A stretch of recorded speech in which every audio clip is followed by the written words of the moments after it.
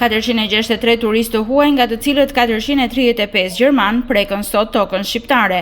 Në bordin e anijës Crociere Deutschland, ata mbërritën mëngjesin e sotëm në portin e Durrësit për të nisur më pas udhëtimin e tyre në qytetin 3000 vjeçar, por dhe në qytete të tjera të rëndësishme për sa i përket trashëgimisë kulturore si Kruja, Berati, Tirana e të tjerë.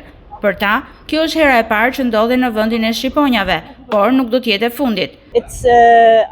Po flas sinqerisht, nuk kam shumë informacion për Shqipërinë. Di që është një destinacion turistik dhe se shumë turistë po vinë për të parë natyrën e bukur. Është hera ime e parë në Shqipëri. Do të vizitoj Beratin.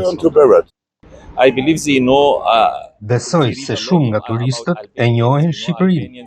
Disa kanë qenë më parë këtu. Të tjerët po vinë për herë të parë.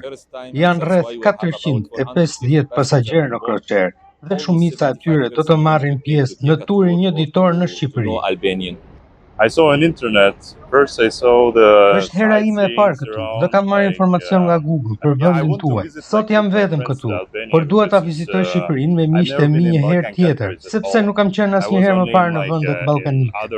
Shqipëria është një destinacion turistik që është zbuluar nga gjermanët vetëm vitet e fundit, por përshtypjet e tyre janë të mira për vendin tonë, na tregon Armela Memaj, që punon prej vitesh si guid turistike. Turistët preferojnë të rikthehen për një tur më të gjatë.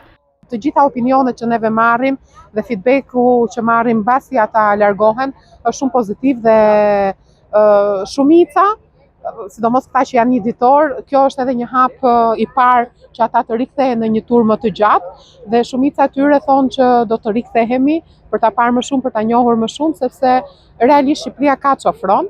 Ndërsa Shqipëria është reklamuar në mediat botërore si një destinacion mesdhetar që nuk duhet lënë pa vizituar, ka ende punë për të bërë për të plotësuar të gjitha standardet për të garantuar turizëm të qëndrueshëm.